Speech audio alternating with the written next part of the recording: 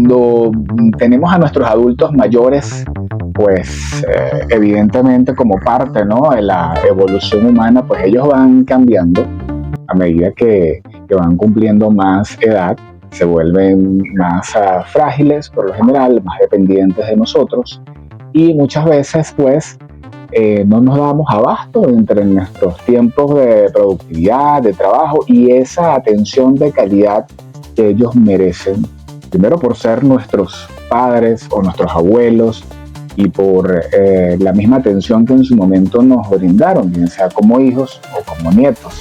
Por tanto, es todo un desafío.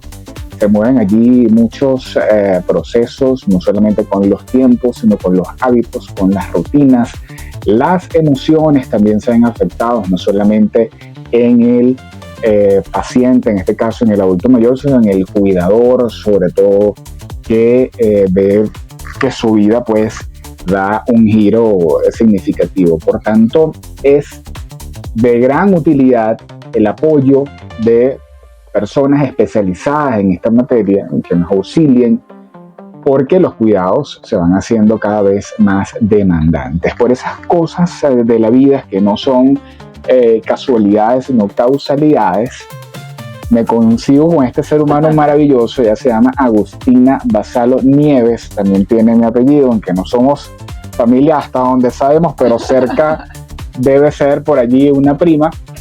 En esas cosas, porque los venezolanos somos así, estamos en el transporte público y de un tema conectamos al otro, y bueno, resulta ser que justamente viendo un proceso del que estamos hablando a nivel familiar, pues tuve una interesante conversación con Agustina y surge esta interesante iniciativa de conversar con ustedes, amigos de Café Vital, sobre esas consideraciones o esos aspectos que todos tenemos que tener en cuenta a la hora de atender o de cuidar a un adulto mayor, pero en este caso cuando él mismo tiene la condición o la enfermedad del Alzheimer. Así que un gustazo tenerte acá en Café Vital. Hola. ¿Cómo estás, Agustina? Hola, Víctor, todo bien, gracias a Dios.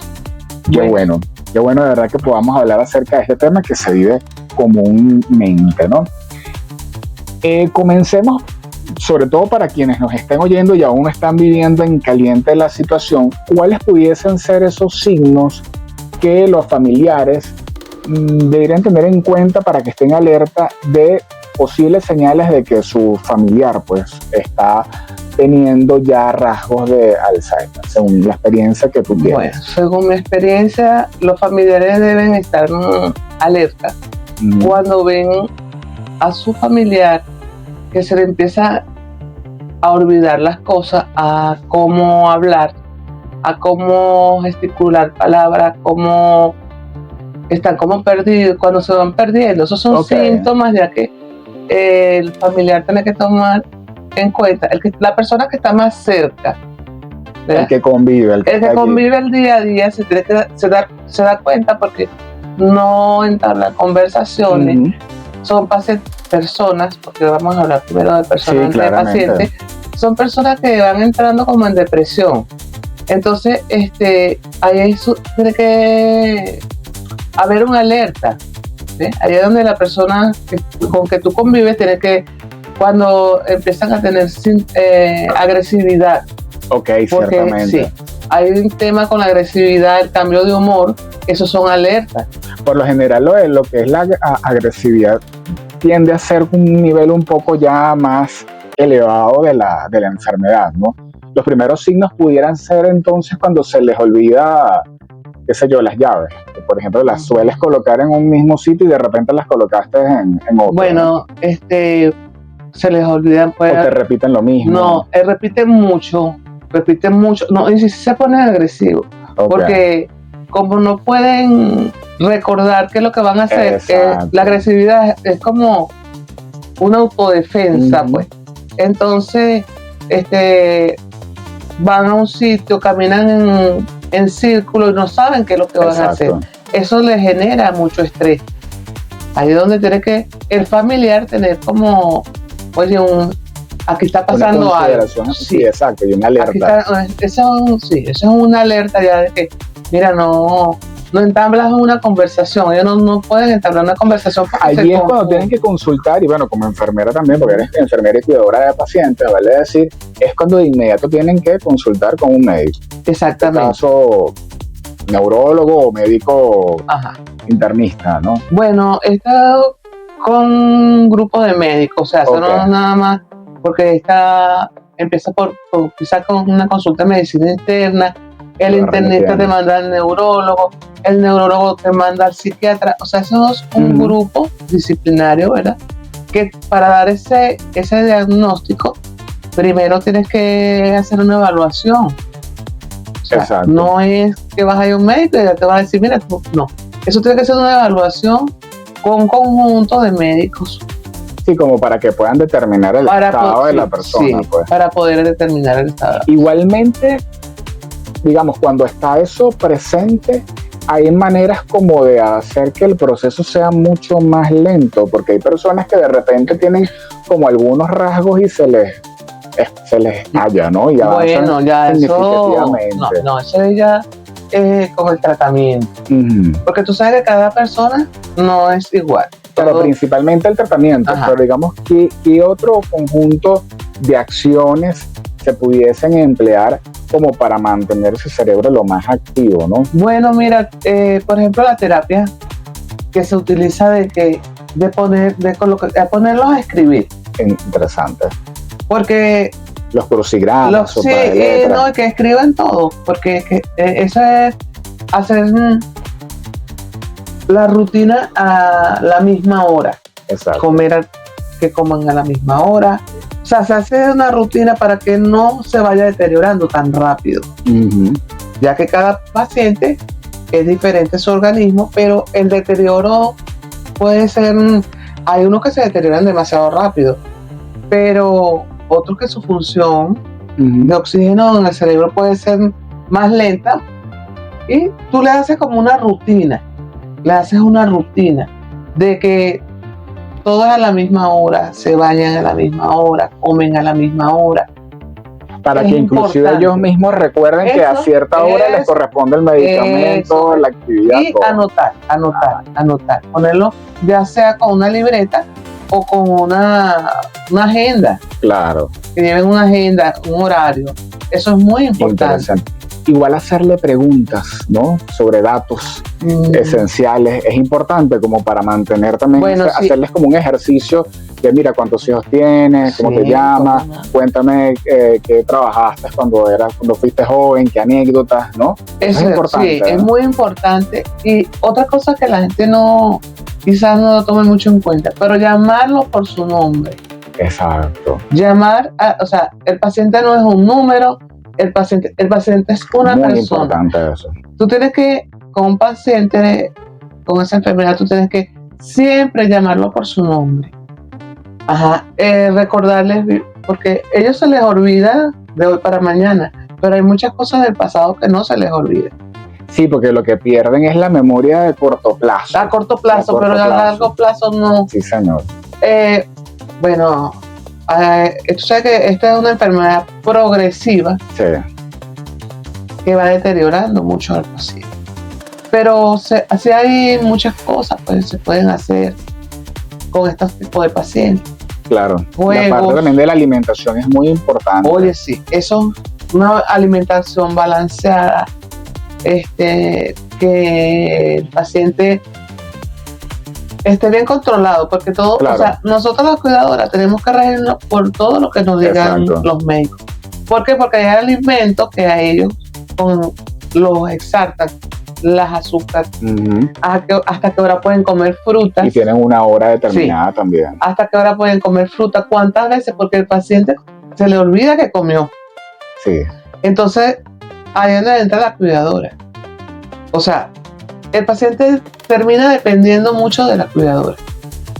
Has dicho una palabra muy importante que la estaba allí como que le estaba dando vuelta, que es la dependencia. Es decir, hasta qué punto es bueno que el paciente dependa mucho del cuidador o de la cuidadora. Es decir, si tú evalúas al paciente y ves que tiene ciertas habilidades, de alguna u otra forma hay que buscar mecanismos como para que también ese paciente tenga ciertas iniciativas, ¿me explico? Es decir, que por su cuenta haga cosas, de tal forma que el hecho de que ese paciente vea que tiene una persona cuidándolo no significa que va a dejar de hacer cosas como tú propio hacías hasta hace un par de semanas, ¿me explico? O sea, eso lo manejan ustedes muy bien. Claro, lo que pasa es que eso depende. Okay. Eso depende porque si estamos hablando de un paciente que esté empezando la enfermedad. Exacto, me refiero a ese punto.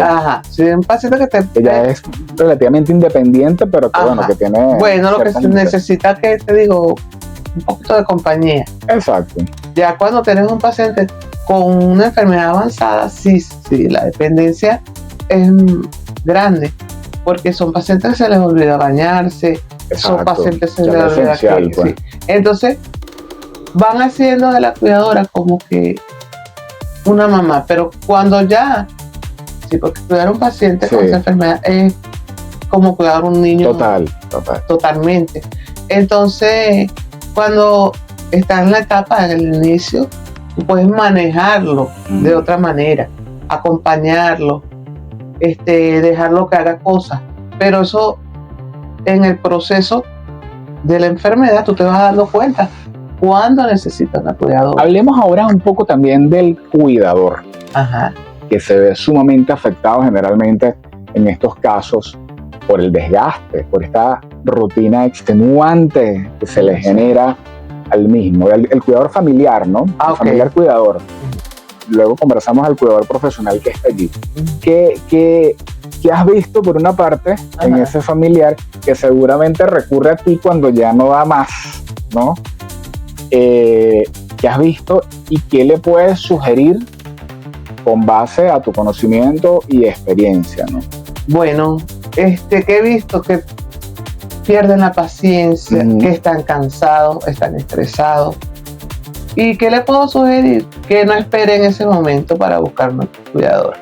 Porque después que ya la familia está desgastada, destrozada, porque ahí eso no es una enfermedad nada más para el paciente, es una enfermedad familiar. Entonces tú no puedes esperar que ya cuando tú estés destrozado, cuando los hermanos estén destrozados, cuando tu familia ya se destrozó, vas a buscar un cuidador para que te ayude. Claro. ¿No? Yo creo que tiene que ser oportuno cuando ya tú ves que tu familiar está haciendo cosas que, mira, no están, que está el entorno, mira, está a punto de estallar, tú tienes que ya buscar quien te quite un poquito de carga. Claro, y esta ayuda, dependiendo por supuesto de la realidad de cada quien, de las posibilidades de cada quien, es bueno decirlo, puede ser tan de forma permanente como puede también ser de forma ocasional, porque quizás hay personas que, oye, no tienen el presupuesto para pagar un servicio de cuidador a tiempo completo, pero inclusive por salud mental, pues es necesario que vayan así sea a la Plaza Bolívar del centro de Caracas, que es una belleza, a un Parque del Este, un mediodía, un día completo, y puedan entonces dejar a este paciente de manos de profesionales como tú, claro, que es como importante. Te lo comentaba. Por eso, ¿no? Te lo comentaba cuando hablamos. Yo te hice ese comentario, mira, si un fin de semana, oye, dejarlo con cuidado. Exacto. ¿Por qué? Porque vienes cansado, vienes con un estrés, y como esa enfermedad le cambia la vida a toda la familia, entonces ahí es donde entra el cuidador. Tienes que tener confianza en alguien, porque si no termina enferma toda la familia. Toda la familia termina enferma. Hay algo más que le podamos decir al cuidador, porque a veces el cuidador en medio de esa dinámica olvida la condición del paciente. Es decir, le puede hacer reclamaciones como que si la persona estuviese en sus plenas facultades. También eso lo ves mucho. Claro. Hay como que te desdibuja de la realidad, ¿no? No, lo que pasa es que no puede, o sea, yo sé que es cansón. Total. Agota, los familiares se agotan, pierden la paciencia y se les olvida, pero eso no se puede olvidar, que esa es una persona que está enferma, ¿ok? Y que se va degenerando. Total. Tienes que ver quién fue esa persona en tu vida, cuando antes de hacer cualquier reclamo, yo pienso que tú tienes que ir hacia atrás y ver qué aportó esa persona a tu vida, cómo fue esa persona no nació con esa enfermedad. Exactamente, qué importante que lo digas. Entonces tú, como familiar, como cuidador, tienes que poner mucho interés. ¿Quién fue esa persona en tu vida? ¿Qué hizo esa persona antes de caer en esa enfermedad? Y eso te va a dar un poco de paciencia, el respeto. Así es. El respeto, porque no podemos perder el respeto hacia eso porque estás enfermo, no. Tenemos que ver, evaluar. Y algo muy importante, Agustina, y es el hacer el equipo dentro de la familia para atender al adulto mayor con la condición, porque lo que se ve mucho es que uno o dos a lo mucho asumen la carga, por así decirlo, de todo lo que implica el cuidado y la atención del adulto mayor en esa condición, y los demás, si me llaman, estoy a la orden. No. Yo creo que ¿qué puedes decir tú para no decirlo yo? O sea, con base a tu experiencia, en lo que ves en el día a día, que me imagino que es una situación, es una dinámica reiterativa, ¿cómo se pueden involucrar todo, desde lo que puede hacer cada quien? Evidentemente yo creo que siempre la esposa, los hijos, los que conviven son los que más asumen, pero para descentralizar un poco, ¿no? Bueno, mira, es duro porque es una enfermedad, o sea, es una enfermedad que conlleva con mucho gasto. Primero que medicina, comida, médico. Los pañales. Ajá, esa misión pañales. Hago el llamado. Entonces, es necesario, de verdad. Te voy a decir, oye, ojalá que la familia... No, sí lo hay. A nivel de Estado lo está haciendo, y hay que decirlo, el 1x10 a través del sistema Patria y todo esto. Pero sí es importante que se refuerce, porque de verdad que el gasto es mucho. Bueno, entonces, mira, es importante el apoyo familiar, muy importante. Pero no sé, las experiencias que yo he tenido, que en verdad he tenido, es que veo que las familias, en vez de unirse, se separan. Se separan y siempre le están dejando la carga a una o dos personas. Eso no puede ser. A mi forma de ver, oye, todos deberán de unirse y poner cada quien un granito de arena, porque es una enfermedad sumamente costosa, desgastadora, bueno. Sí, que cada quien se ponga la orden, pregunta, es decir, no esperes que el otro te pida, sino mira, ¿en qué te puedo ayudar? Con que ya tú digas en qué te puedo ayudar, mira. Ya eso es bastante suficiente. Pero estar allí presentes, ¿no? Un aspecto sumamente importante, evidentemente todo depende del caso, pero ¿cuáles son las consideraciones que tú puedes hacer a nivel de higiene en el cuidado del adulto mayor? Porque hay unos que saben cuidar, me refiero a familiares, ¿no? Que saben cuidar, y otros que están como muy desatendidos. Entonces, es decir, ¿qué es lo elemental que se debe tener en cuenta allí? Bueno, mira, cuando tú tienes un adulto mayor que está empezando la enfermedad, cuando tú ves que se pone la misma ropa, que te dice que se bañó. Exacto. Porque se vive, y lo he vivido con pacientes. Mire, ¿qué vas a hacer? Mira, me meto al baño contigo, te ayudo, te auxilio. Exacto. Okay. Cuidando tu parte, porque siempre hay que mantener el respeto, porque ellos no pierden lo que es su intimidad. Sí, exactamente. Muy importante ese punto. Que no se sientan invadidos. Una cosa no significa la otra. Que no se sientan invadidos con su intimidad y su integridad como persona, pero sí acompañarlo. Me meto disimuladamente al baño, le pongo el jabón, mira, te pongo el champú en un lado, o sea, mira, que tienes esto. Cuando ya, esto te estoy hablando con un paciente que todavía se mueve. Exacto. Ya cuando el paciente está en cama, ahí sí. Toca ese punto, por favor. El paciente en cama, mira, ahí tienes que tener, juro, una enfermera que sepa movilizar un paciente en cama. La movilidad, ¿cómo debería ser? No, son técnicas. Sobre todo por el tema de las escaras. No, son técnicas. Cuando aparecen, bueno, es terrible. Pero ahí se tiene que tener alguien que tenga conocimiento de enfermería, porque tienes que bañar a un paciente en una cama. Tienes que mantener a ese paciente limpio. ¿Ok? Tienes que mantener la piel hidratada. Tú no puedes dejar a un paciente que lo voy a bañar mañana porque hoy no.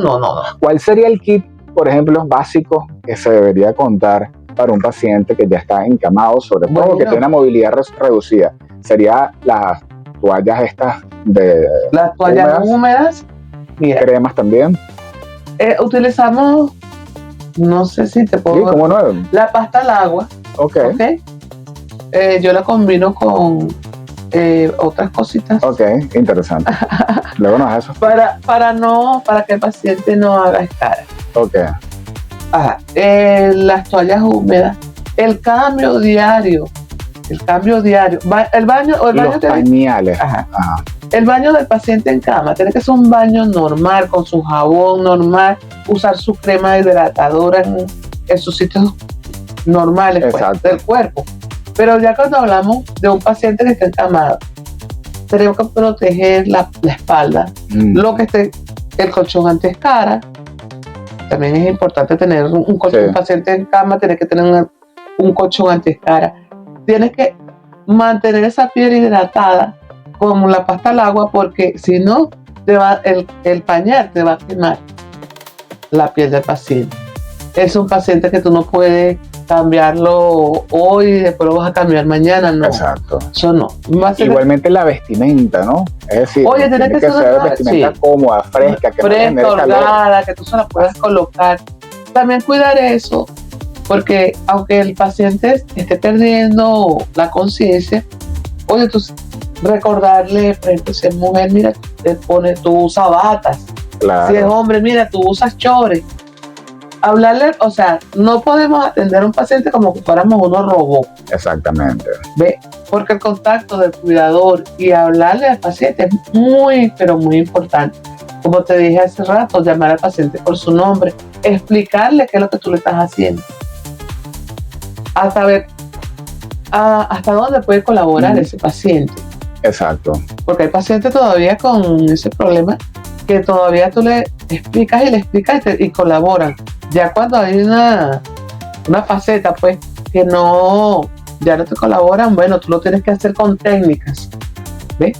Porque tienes que hacerlo con técnicas, pero siempre respetando a ese individualidad y su espacio, su eso es muy importante. Sí, porque hay una parte de esa mente que está consciente que dice, ya me siento abusado aquí. Porque la mente no es que pasa de A a B, sino es todo un mundo complejo. Y cuando están en esos estados, pues pueden tener un pico de conciencia donde te deja neutralizado, como puede irse al otro extremo. Hay algo importante que tiene que ver precisamente con esa interacción que tú estableces con el paciente, es decir, las emociones, esa conexión emocional. ¿Cuáles son los elementos comunes que sueles recibir por parte de ellos? Es decir, de alguna u otra forma, ¿cómo dibujan su propio mundo interior en ese estado? ¿Se sienten solos? ¿Se sienten apenados también con la familia por su misma situación? ¿Qué te comentan al respecto? ¿Qué anécdotas en ese sentido puedes compartir?